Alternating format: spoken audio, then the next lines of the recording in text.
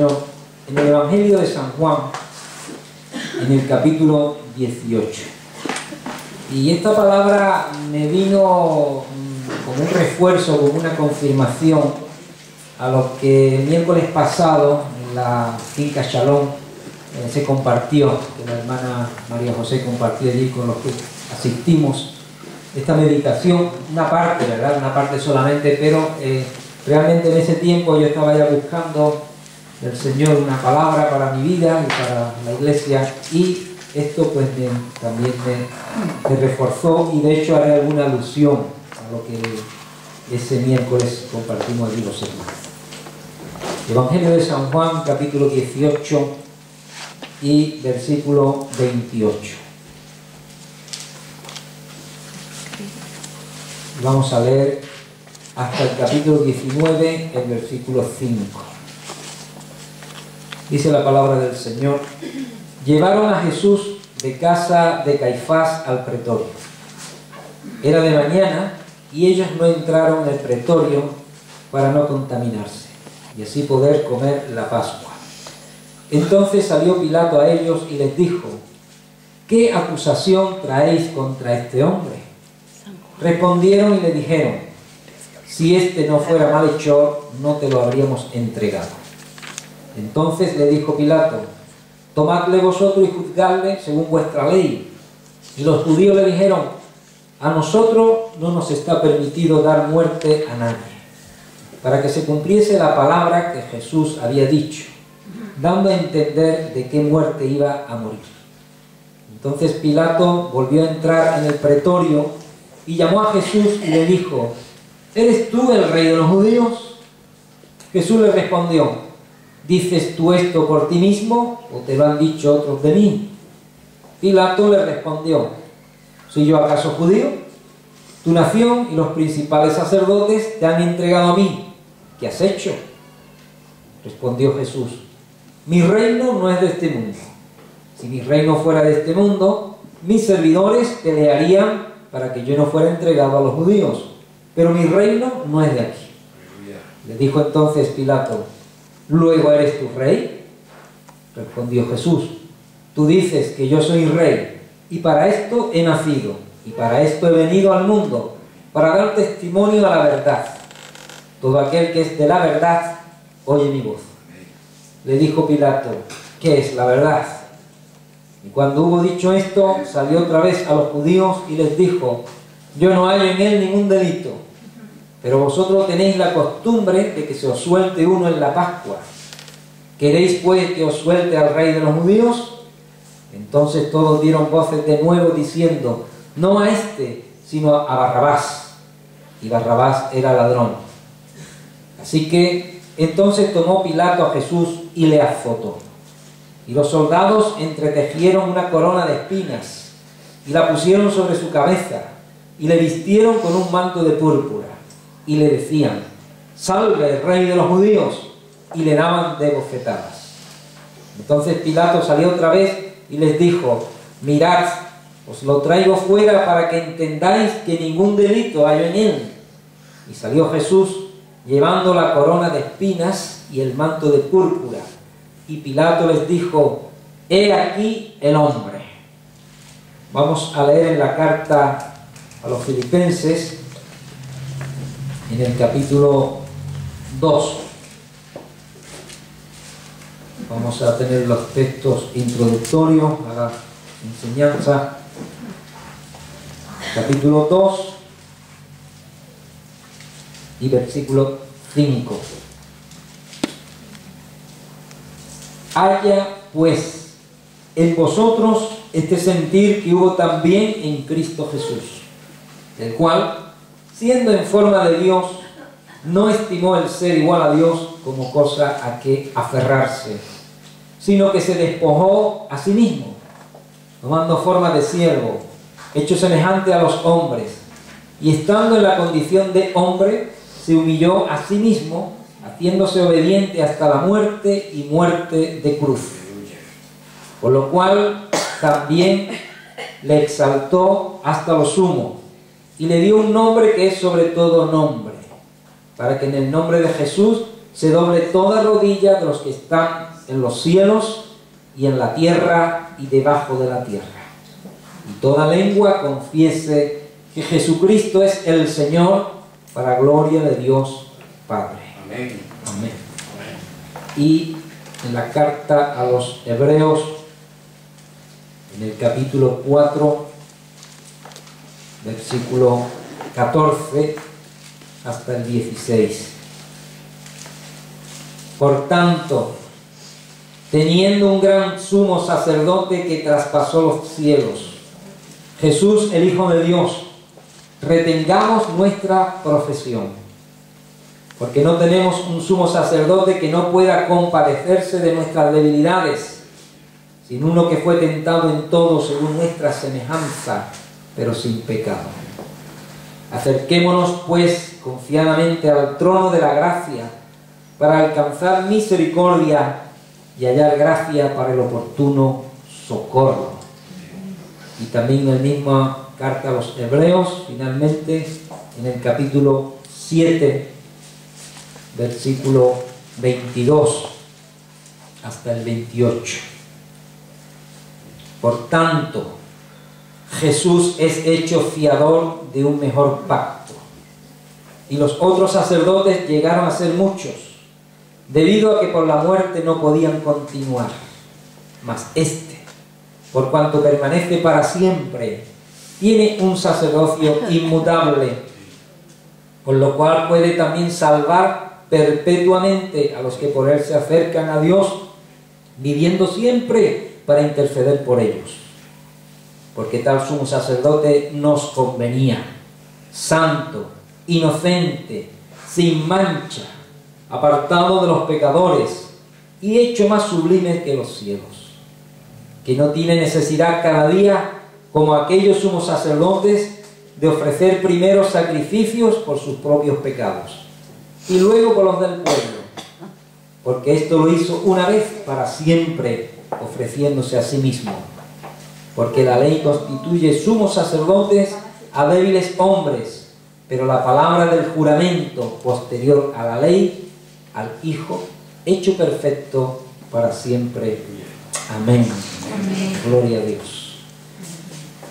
Bueno, si volvemos al Evangelio de Juan de nuevo, al capítulo 18, y al último texto que leímos, ahí hay una frase que ha quedado muy marcada en la historia y en la vida cristiana, y se enfatiza en ciertos momentos, y es cuando Pilato presentó a Jesús después de azotarlo, de ponerle la corona de espinas, de haber sido injuriado y maltratado, y dijo esa frase que ha quedado para la historia: he aquí el hombre, que en latín se dice exe homo, ¿verdad? Este es el hombre.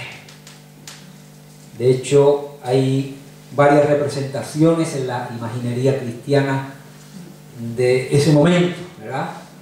Representando a Jesús con la corona de espinas, con el cetro también que le dieron, un báculo, una caña allí para representar su cetro real, y ese manto de mucha calidad, de buena calidad, de color púrpura, y fue presentado, ¿verdad?, allí a la multitud, declarando la persona que tenía que juzgarle, el único que podía aplicarle la pena de muerte, diciendo repetidamente: no hallo en él culpa alguna, para matarle.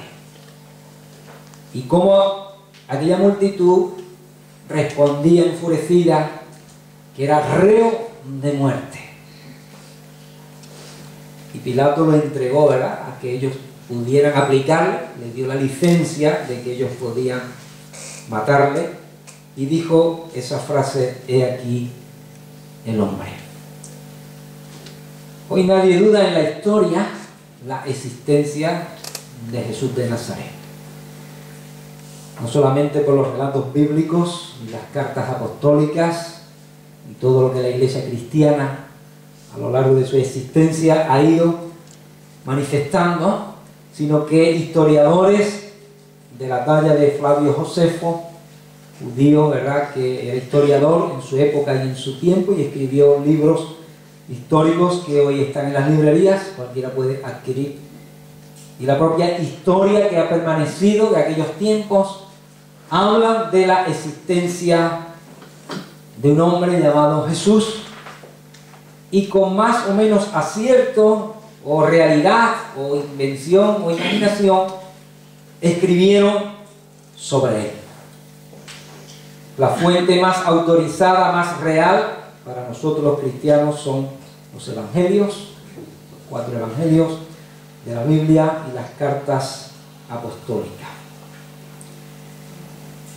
Nadie puede dudar de que Jesús fue un hombre y que como tal nació y murió.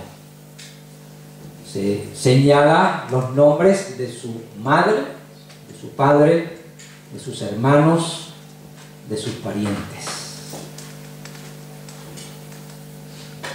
La gran cuestión, y en esta mañana vamos a tratar de ella también, es que Jesús no solamente fue un hombre. La Biblia nos dice que Jesús fue Dios encarnado.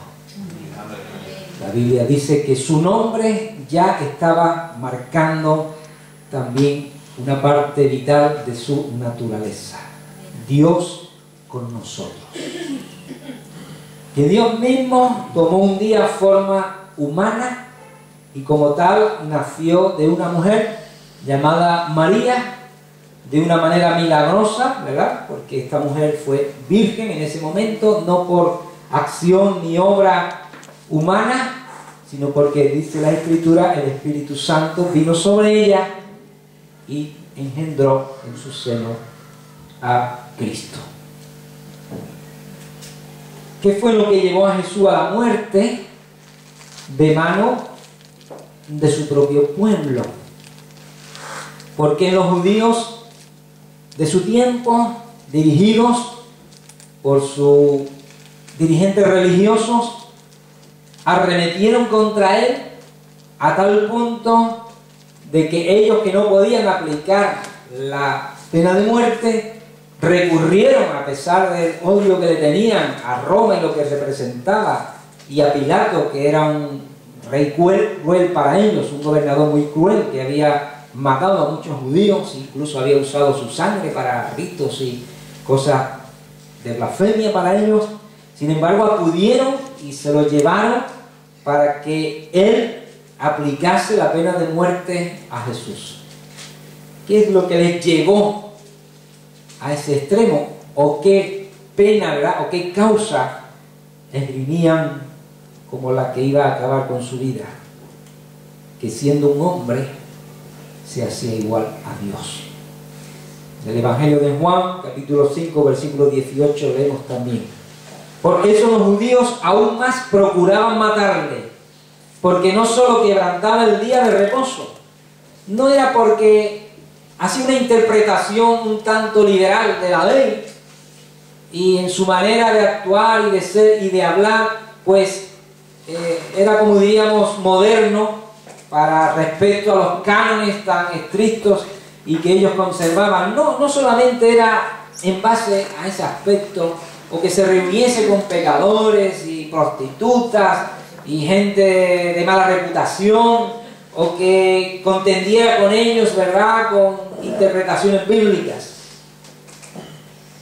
Era por eso, pero por algo todavía más fuerte y más importante para ellos, sino que también decía que Dios era su propio Padre, haciéndose igual a Dios. En el mismo Evangelio de Juan, capítulo 10, versículo 33, dice: le respondieron los judíos diciendo, por buena obra no te apedreamos, sino que por la blasfemia, porque tú, siendo hombre, te haces Dios. Y en esta mañana vamos nosotros a confrontarnos de nuevo con esa gran realidad. Digo de nuevo que si apelamos a la historia, nadie debería dudar de que existió un hombre llamado Jesús, bajo el reinado y el gobierno de Poncio Pilato, de Anás, de Caifás y de todos los sucesos que la historia muestran y revelan de su tiempo. Quizás no se sabe muy bien exactamente el año de su nacimiento, pero sí mucho de su biografía. La gran cuestión es si ese hombre fue y es quien él dijo que era. Hijo de Dios, igual a Dios, que Dios había visitado a la humanidad, que Dios había de nuevo venido a la humanidad. Hemos leído en Efesios que dice Pablo escribiendo a la iglesia en Éfeso, el cual siendo en forma de Dios, no se aferró, sino, ¿verdad?, que se humilló a sí mismo, tomando forma de hombre, forma de siervo. Y después hemos leído unos pasajes muy interesantes que va a ser el énfasis final de la palabra en esta mañana. Tal hombre nos convenía. Tal sumo sacerdote nos convenía y nos era conveniente. Porque para ti y para mí, en este día y ahora y en este momento, necesitamos al hombre y a Dios. Necesitamos a Dios vehementemente, urgentemente, pero necesitamos también al hombre. En Cristo Jesús están perfectamente las dos naturalezas, su naturaleza divina, su naturaleza humana. Y hermanos, desde los primeros siglos ya de la existencia de la iglesia, este aspecto levantó mucho debate y mucha controversia. Para los judíos ortodoxos, todavía hoy, Jesús, ni mucho menos, fue Dios. Algunos pueden considerarlo como un profeta más que vino al pueblo de Israel y que como muchos profetas fue despreciado, ¿verdad? No fue creído en su tiempo. Algunos pueden admitirlo que fue un rabino, que tenía enseñanza buena, que incluso hizo milagros de parte de Dios, pero que en otros aspectos se desvió bastante por las confesiones que él dijo de sí mismo. Pero aún en la iglesia naciente hubo mucha controversia en ciertos momentos. ¿Fue Jesús Dios? ¿Fue Jesús hombre? ¿Fue en parte Dios? ¿Fue en parte hombre? Controversia que hoy sigue existiendo. De hecho, muchos movimientos cristianos que hoy conviven a nuestro alrededor no tienen a Jesús como Dios. Y debaten ahí qué estatus darle.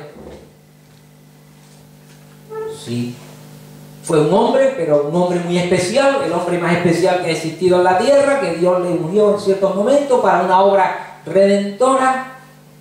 Algunos que piensan que Dios, ¿verdad?, tomó un cuerpo como si fuera una cáscara, que su cuerpo fue como un envase, pero que Dios no murió y no padeció, ¿verdad?, y no le pudo llegar las afectaciones que a un ser humano.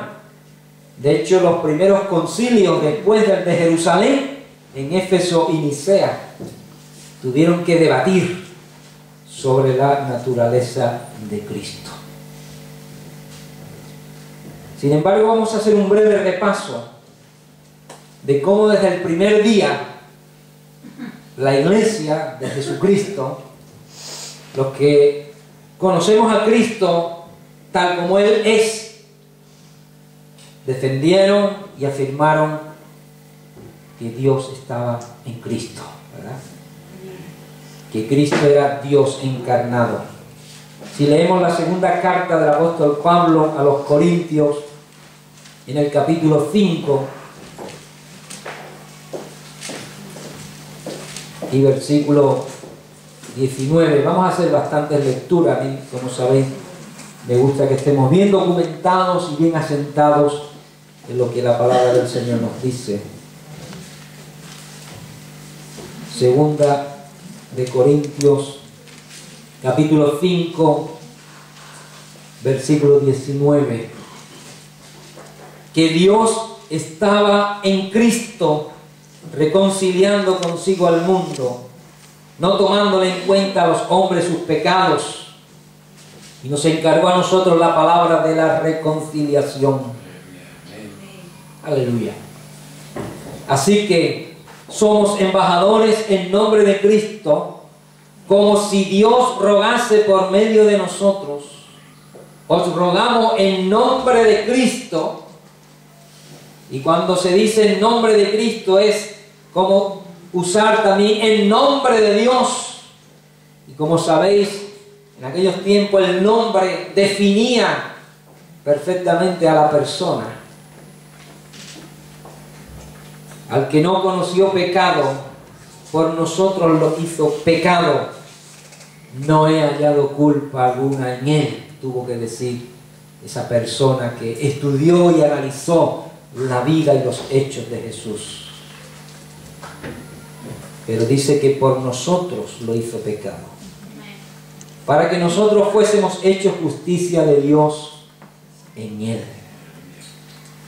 En la primera carta del apóstol Pablo a su discípulo Timoteo, en el capítulo 2, en el capítulo 2 y versículo 5.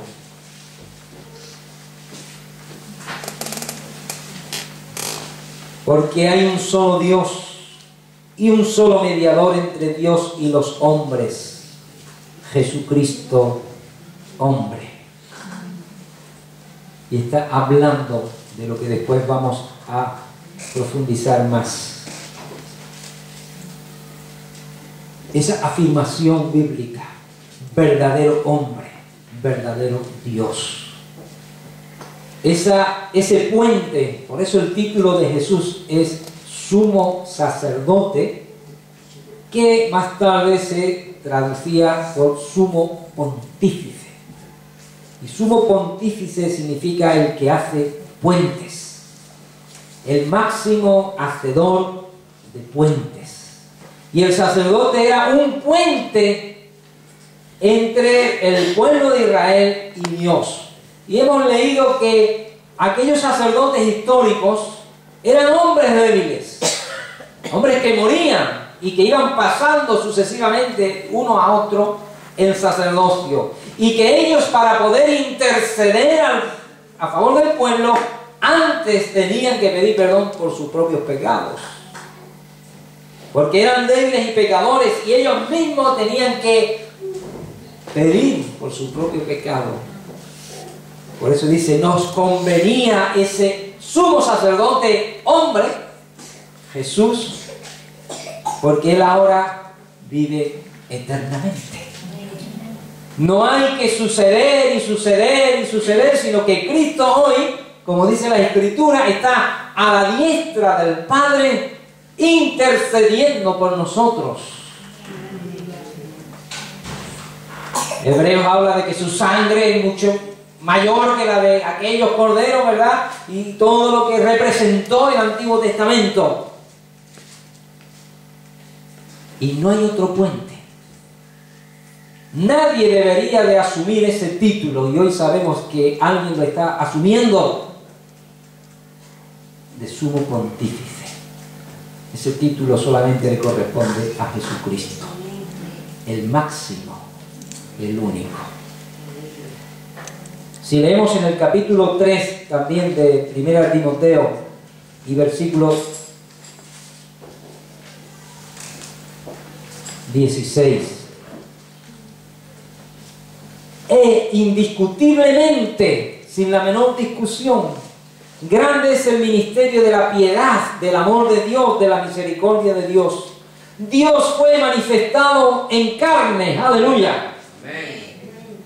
No hay mayor piedad, misericordia, acercamiento al ser humano, identificación con el ser humano, que Dios se hizo carne, como tú y como yo.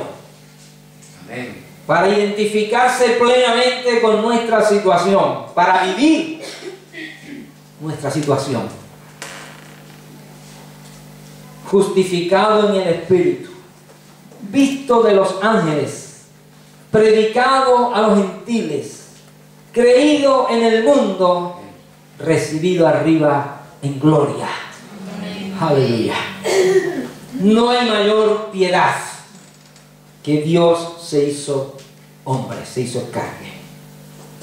Escribiéndole a Tito, si corremos algunas páginas, en el capítulo 2, versículo 13, aguardando, hablando de cuál es nuestra esperanza, aguardando la esperanza bienaventurada y la manifestación gloriosa de nuestro gran Dios y Salvador, Jesucristo. Aleluya. Nuestro gran Dios y nuestro gran Salvador. Amén. Cristo Jesús, Dios hecho hombre, quien se dio a sí mismo por nosotros para redimirnos de toda iniquidad y purificar para sí un pueblo propio, celoso de buenas obras. Y si recordáis la purificación de los sacrificios que ofrecía el sumo sacerdote, era por la sangre. Él se manchaba de la sangre y esparcía sangre sobre el pueblo para poder entrar en el lugar santísimo. Y ponía sangre sobre el propiciatorio, sobre la tapa del arca de la alianza. Y Cristo ya nos ha purificado con su sangre. Aleluya. Amén. Aleluya. Él se presentó delante del Padre con su sangre propia, ¿verdad? Y esa sangre dice que ha sido esparcida sobre cada uno de nosotros. Amén. La sangre de Jesucristo limpia de todo pecado. Amén. Cuando hoy me ve Dios, me ve cubierto, simbólicamente, claro, por la sangre de Jesús. Toda persona que cuando se presente delante de Dios esté cubierto por la sangre de Jesucristo, estará justificado de su pecado. Por eso insiste tanto la Escritura de la limpieza diaria, de que la sangre de Jesús me limpie de todo pecado, ser cubiertos y rociados por la sangre del Cordero. Que el sacrificio de Cristo sea una realidad diaria en mi vida. Amén. Todos los días, Señor, yo soy salvo por tu muerte gloriosa. Tu sangre me ha limpiado mis pecados, me ha purificado. Aleluya. Todos los días el Padre me está viendo cubierto por la sangre inocente del Cordero sin mancha. Gracias, el propio Juan, escribiendo más tarde en su primera carta, buscamos la primera carta de Juan, en el capítulo 5, versículo 20. Pero sabemos que el Hijo de Dios ha venido y nos ha dado entendimiento para conocer al que es verdadero, y estamos en el verdadero, en su Hijo Jesucristo. Y dice: este es el verdadero Dios y la vida eterna. No hay más Dios que Jesucristo. Amén. No hay más dioses, no hay semidioses, no hay seres espirituales con un cierto grado de divinidad o un cierto grado de espiritualidad.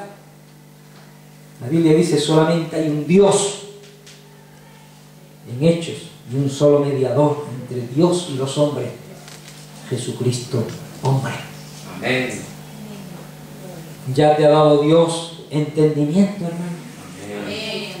Eres bienaventurado, porque hay millones y millones, y han existido millones y millones de personas debatiéndose en estas cuestiones. Se han escrito montañas de libros, multitud de debates, apologéticas, confrontaciones, lo que tú y yo hoy conocemos perfectamente. Bienaventurados somos. Bienaventurado eres, Pedro, que esto no te lo ha revelado la carne y la sangre, sino mi Padre que está en los cielos. Tú eres el Cristo, el Hijo del Dios viviente. La gracia de Dios es la que revela a Cristo Jesús en nosotros como Dios y Señor. Y Judas escribió en su carta, en el versículo 25, al único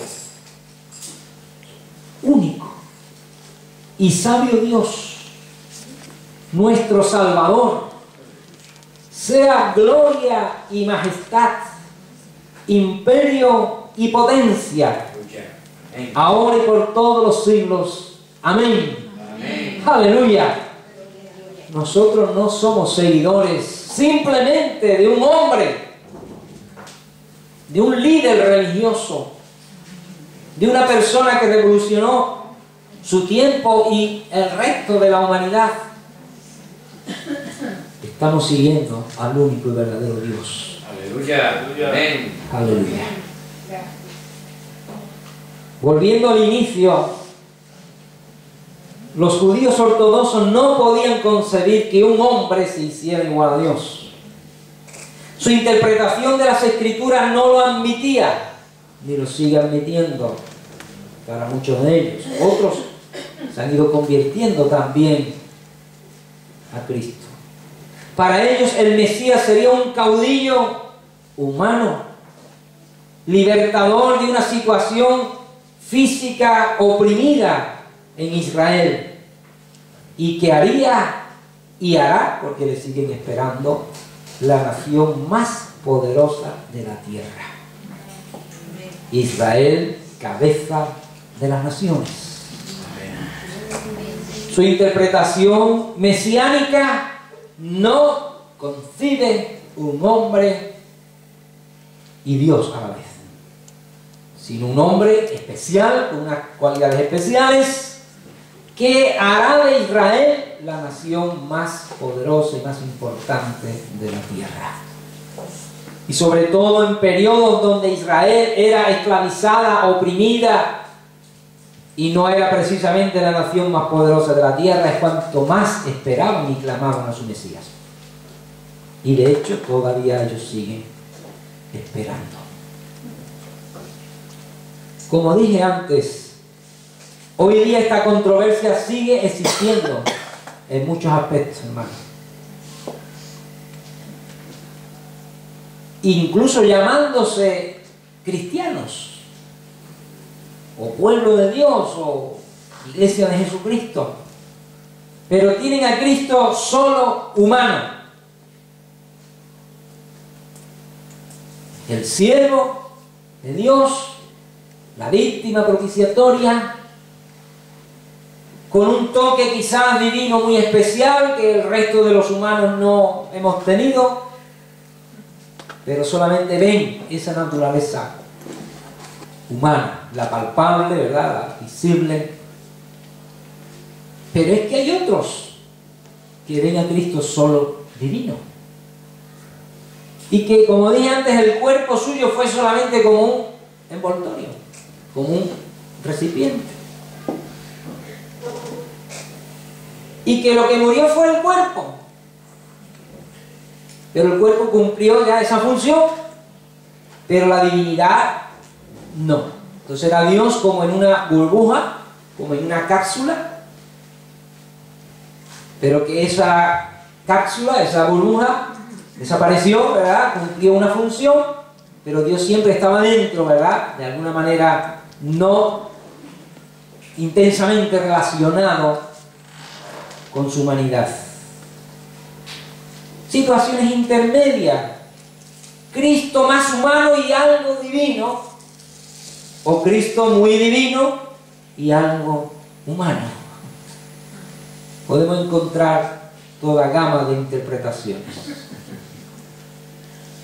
Pero para nosotros, como dijimos antes, verdadero Dios, Hijo de Dios, y verdadero hombre, Hijo de hombre, Hijo, ¿verdad? Era su título, Hijo de hombre, nacido de mujer. En él se manifestaron perfectamente las dos naturalezas unidas, lo que hoy se denomina unión hipostática. No andaban separadas. Como Dios vino para poder salvar y perdonar. Dios es el único que puede salvar y perdonar. Por eso le acusaron a Jesús cuando él dijo: mujer, hombre, tus pecados te son perdonados. Aquello sonaba herético y blasfemo a los oídos de los intérpretes de la ley. ¿Cómo puedes perdonar si solamente Dios puede perdonar pecados? Y él dijo: pues para que sepáis que puedo perdonar pecados, ahora le dijo: oh, levántate, ¿verdad? Y hago un milagro. ¿Quién es el único que puede perdonar hoy mi pecado? Es Dios, por medio de Jesucristo. Si Cristo no fuese Dios, nuestros pecados no serían perdonados. Pero Él dijo varias veces: tu pecado es perdonado. Vete y no peques más, yo no te condeno. El único que puede perdonar y condenar es Dios. El único que puede borrar. Por eso necesitamos y necesitamos que Cristo sea Dios. Que Él sea Rey de reyes y Señor de señores. Pero como hombre, para cumplir con la ley, pagar el precio, ser el puente, interceder y compadecerse. Un hombre pecó, por un hombre tiene que ser pagada la deuda. Como dije antes, hoy quiero quizás centrarme un poquito más en esa humanidad de Cristo tan necesaria y, como hemos leído varias veces, compasiva. Hemos leído varias veces la palabra para poder compadecerse. Compadecerse significa padecer con. Cuando tú te compadeces de alguien es porque casi esa necesidad, ese dolor, lo haces propio. Y llegas a llorar con el que llora, a gemir con el que gime, a asumir la misma situación de esa persona. Cuanto más la ames, cuanto más la aprecies, cuanto más represente para ti, te compadecerás más de ella. Cuando tú ves a un hijo tuyo, una hija tuya sufriendo, tú sufres también. Cuando sufre un padre, una madre, cuando sufre una esposa y un esposo que se ama, cuando sufre alguien que para ti es muy importante, tú sufres con ellos y también te alegras con ellos, ¿verdad? Vamos a leer en el Evangelio de San Juan, en el capítulo 11, versículo 18. Porque a veces nosotros también podemos desnivelar la situación. Podemos ver en Jesús muy grande, ¿verdad? Muy engrandecida, su naturaleza divina, y apelamos a Jesús para que perdone mis pecados, me cubra con la sangre, me justifique, que sea salvo. Y vemos a Jesús y nos apropiamos, y está muy bien porque es vital, de lo que he dicho antes, de lo que Él como Dios hace, hizo y sigue haciendo. Pero hermano, tengamos también y apropiémonos de su humanidad, ¿verdad? Porque a veces, de tanto que se ataca al Señor, fue solamente un hombre, ¿verdad? Y nosotros, ¿verdad?, contrarrestamos diciendo, fue Dios también. Quizás buscamos más a Jesús en su divinidad y no vivimos su humanidad hacia nosotros. Espero explicarme bien. Juan capítulo 11, versículo 28. Dice este pasaje bíblico que algunos, ¿verdad?, para ayudar a su lectura le han puesto un título que no viene en los originales, como sabemos, ni los versículos vienen en los originales, ni los capítulos. Pero en mi Biblia dice, Jesús llora ante la tumba de Lázaro. Aleluya. ¿A ti no te gustaría, que no es que yo no creo que Jesús hoy en el cielo esté llorando y padeciendo? Son interpretaciones que yo creo que no tienen un gran fundamento escritural, pero de una manera simbólica, vamos a decirlo así, que ante tu desgracia, tu necesidad hoy, o tu situación difícil, Jesús no lloraba por ti. Viéndote cómo te puedes encontrar. Dice, habiendo dicho esto, fue y llamó a María su hermana, diciéndole en secreto, el maestro está aquí y te llama.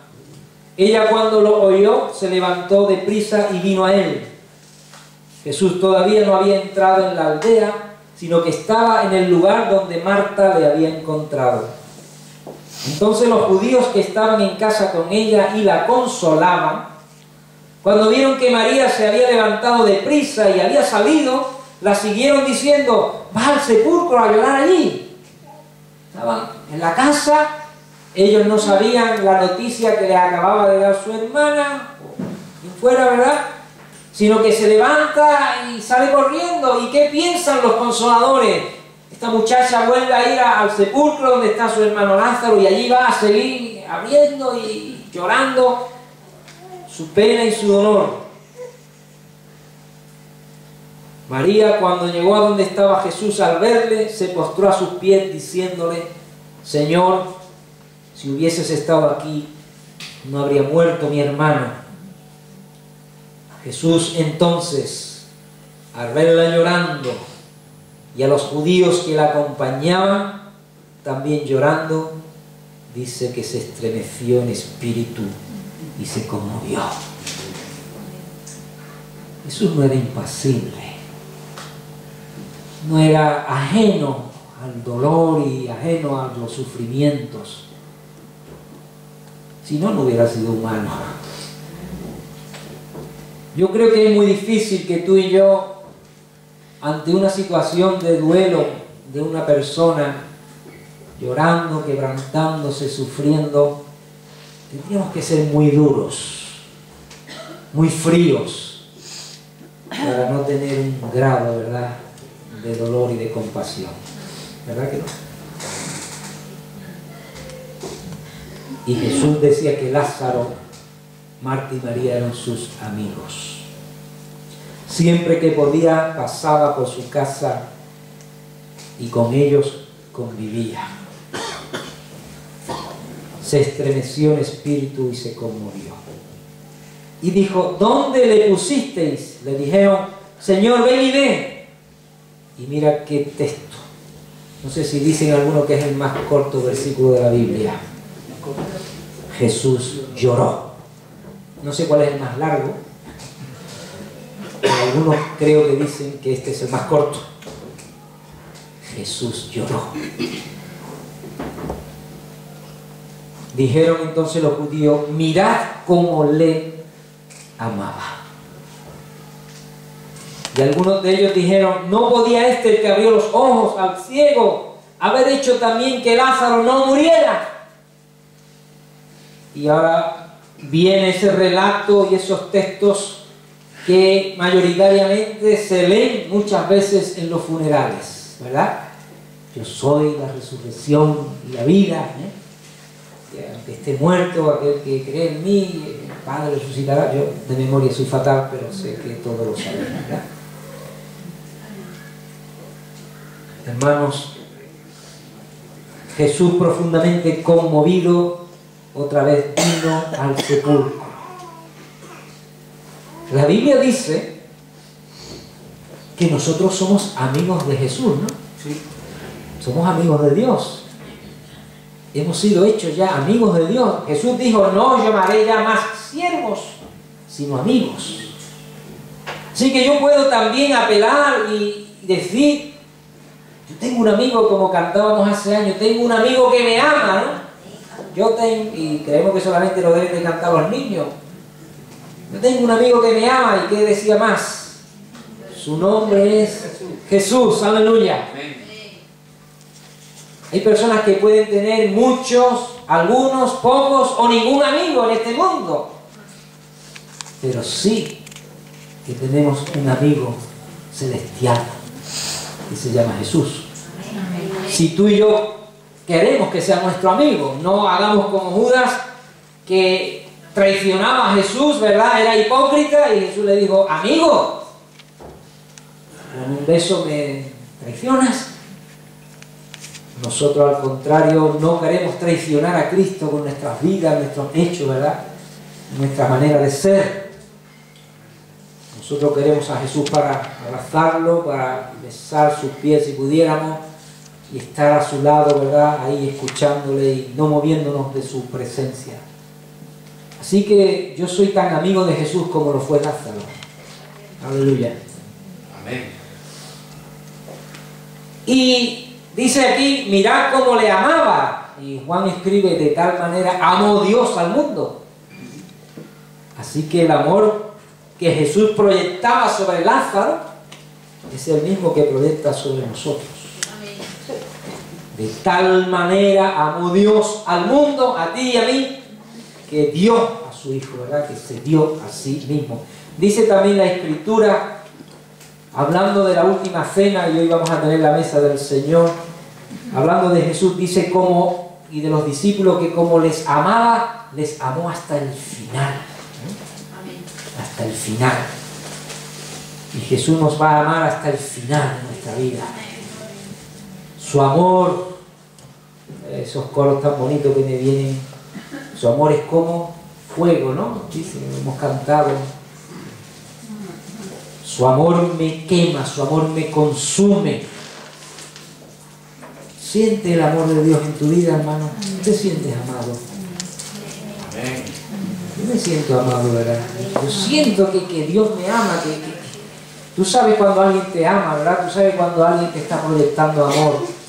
Yo cuando estoy en la presencia de Dios, en alabanza, en adoración, escuchando la palabra, donde Dios se mueve, yo me siento amado.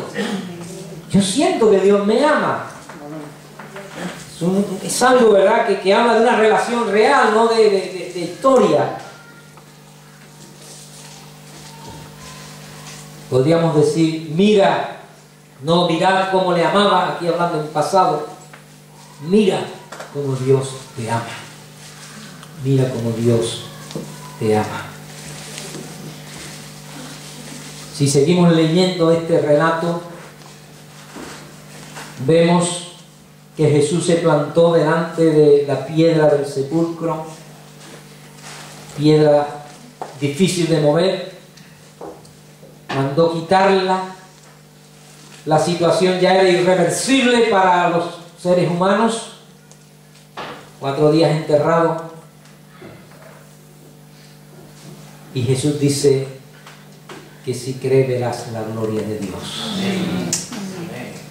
Quizás tú ya has enterrado esa situación, se está ahí pudriendo en tu vida, en mi vida. Decimos, ya no hay solución, ya no es posible. Si Jesús hubiera actuado hace meses, si Él hubiera actuado hace no sé cuánto tiempo, pero Dios tiene un tiempo especial para todas las cosas. A lo mejor hoy está diciendo el Señor para tu vida y mi vida, quita ya la piedra. Es tiempo de quitarla, hermano, hermana. Aleluya. Es tiempo ya para ti y para mí.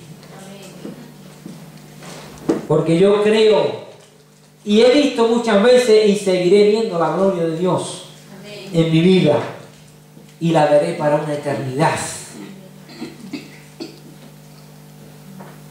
Dice que quitaron la piedra donde había sido puesto el muerto. A veces en nuestro lenguaje decimos esto es un muerto, ¿no?